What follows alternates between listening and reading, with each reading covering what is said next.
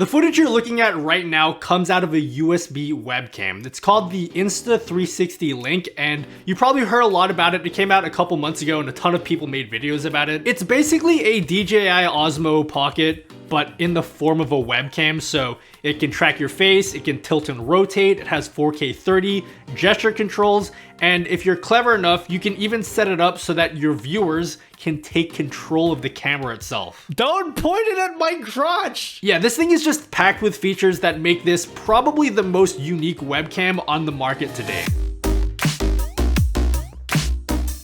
Let's get the most important question out of the way first. This is a $300 webcam, but Insta360 did give me a 5% discount code, knocking this down to $285 for Black Friday. And we also worked something out so that code works after Black Friday. So even if you watch this video like 6 months from now, you should still be able to get that 5% off. So if you're interested in this webcam, you can check the link down below. And yeah, you're welcome. And while Insta360 did send me out the webcam for free so I can make this video, they aren't paying me at all, which means I can say whatever the hell I want. Like, this webcam sucks. Trash L webcam.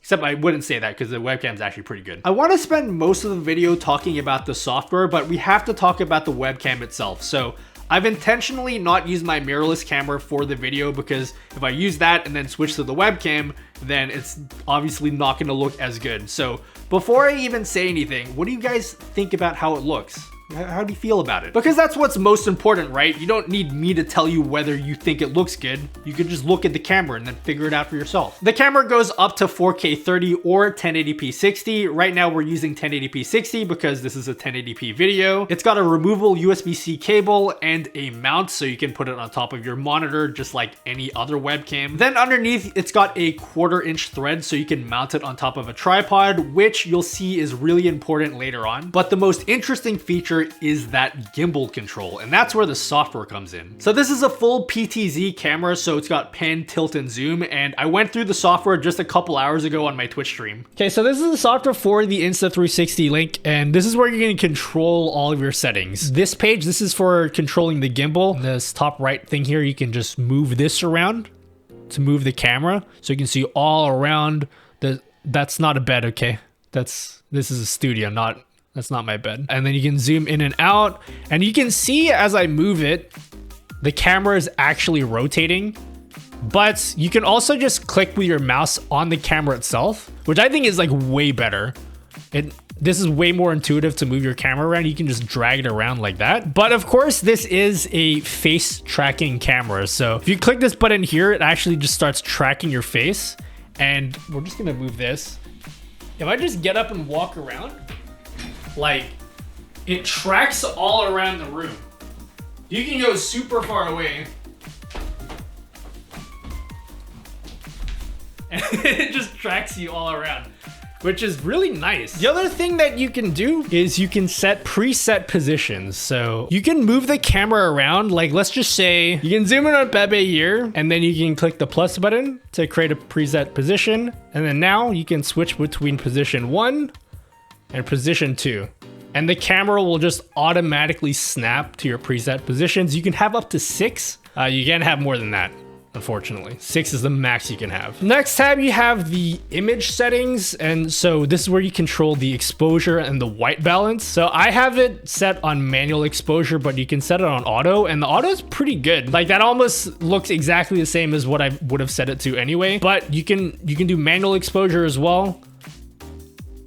And you can even set the shutter speed, which is pretty crazy. You can't do that on a lot of webcams. And an exposure curve, which if you don't know what an exposure curve is, this is pretty advanced to have on a webcam, although I'm not gonna set one for mine. So if you want to set up something like that, you can do that. There's also your white balance settings, which I've set mine to auto, and quite honestly, I think auto is just fine. But if you want to set to manual, you can set to manual. I wish there was a tint option. They only have an option for color temperature, but the white balance is pretty good that I wouldn't worry too much. And then you can change your brightness, contrast, and everything, which is pretty standard stuff. Over in the more settings tab, you've got gesture controls. So if you hold up your hand like this, you'll see that the camera blinked.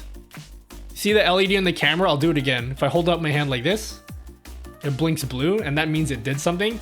So if you hold up your hand, hold up your palm like this, that turns on face tracking, and you just move around. I'll just track your face, and then if you want it to stop tracking, you hold up your hand again, and then it should stop.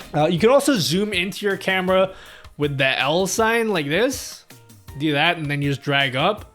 Honestly, it's cool, but it's not really practical. Like, I always have a hard time trying to get this to work, but you can do that. And then there's a whiteboard setting, which we'll talk about the whiteboard stuff after. Hand gesture stuff is pretty cool. It's not super practical, and it's a little bit finicky, but it's there. You can also change your tracking speed. So if we set it to slow, and then we start auto tracking our face, it just changes the speed of which it tracks you, which is pretty obvious in the name. The other thing that they added recently was, I didn't know this, but the front has a little touch sensitive button thing there.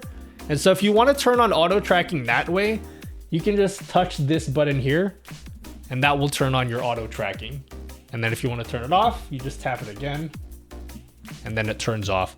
Honestly, I think that's way better than the gesture control, so that's nice. They also have AI zoom, so we have it set on my face. So if we turn on auto tracking again, you'll notice that if I move back, it's always focused on my face.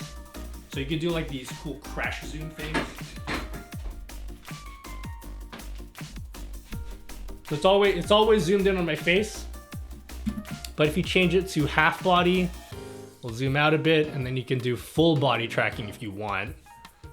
So if I go back here, it's tracking my full body. And yes, I decided to wear pants today, okay? So I think this would work really well as like a room cam. Like if you already have like a really good mirrorless camera, you can get something like this and use it as a room cam, which is probably what I'm gonna use it as. You can also set your camera focus to manual or autofocus.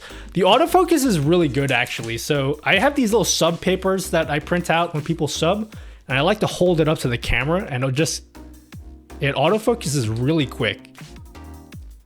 So there you go. And then lastly, it has HDR support. If you turn it on, you should notice a little bit more detail in my hair. Whereas if you have it off, it's a little bit hard to see the detail.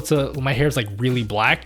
If I'm being honest with you, I would just turn HDR off. I think it looks better with HDR off. Plus, if you use HDR, you lose access to 4K and 60 frames per second. So I would just leave that off entirely. There's also a streamer mode. If you want to activate 1080p 60 frames per second, you need to have streamer mode on. The other thing that streamer mode does, you can set it to a vertical resolution, and then the camera will physically tilt on its side, and you can get a full portrait view for your camera, and it actually looks really good. It means you get a full 1080p resolution for like filming TikTok videos and stuff. I thought this was a meme, but when I'm looking at it on the camera, it actually looks really good. I actually might use this as like my TikTok camera. But again, you only get access to these resolutions if you have streamer mode enabled. Next, I wanted to see if we could hook up the software to my Twitch stream so that my viewers can use Twitch channel points to control the camera. Because I think this camera would work great as a room cam, so every time I go on a BRB break, my viewers can just play around with the camera and move it around and not get bored. The software does have hotkey support, so if you just bind the hotkeys to something like StreamerBot, then you can use StreamerBot to control the camera. What are you guys gonna point at? You guys are trying to point at my crotch, aren't you? Don't point it at my crotch! Guys, this is going on YouTube! You're not allowed to point it at my crotch! Go, chat, point up at the ceiling. Go on, point at the ceiling.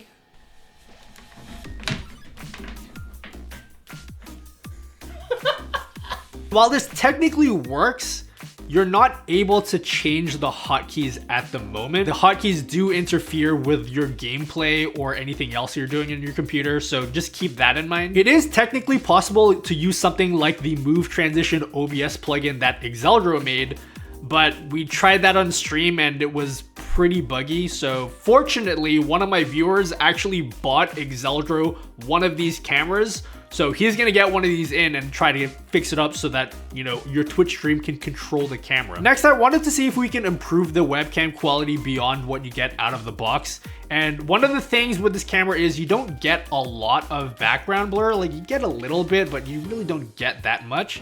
So I wanted to test out the camera using NVIDIA Broadcast. Now, as you might be aware, if you have an RTX card, you can use NVIDIA Broadcast to add like a fake background blur behind your body.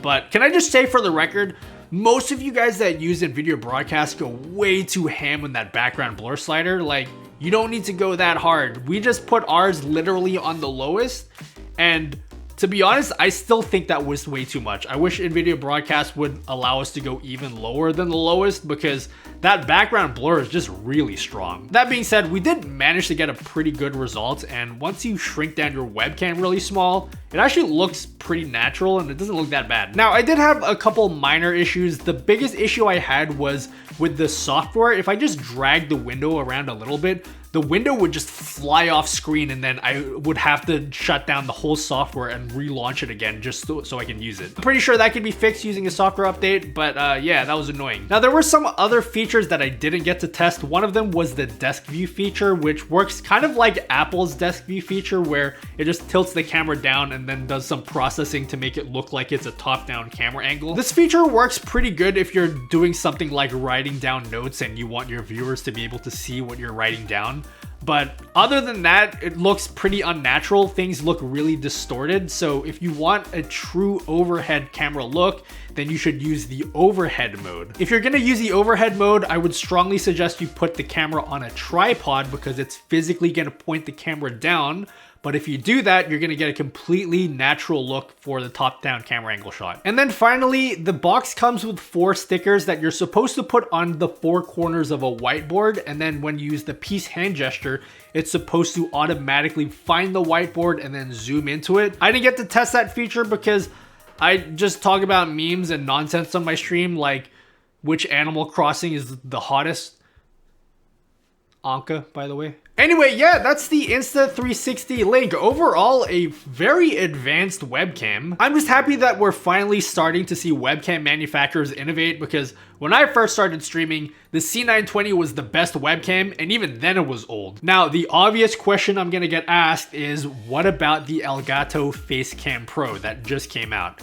And I don't have one of them. So if you want me to do a video on that, let me know, and then I can ask Elgato to come send me one, and then maybe we can do like a comparison video. Anyway, that's been it. Guys, links down below if you want 5% off on this webcam, if you planned on getting it. And yeah, go follow me on Twitch, ask me about this webcam or anything to do with streaming. Other than that, yeah, bye. Get out of here. Yeah, I'll see you in the next video, or maybe never again. I don't know about that. Anyway, see ya.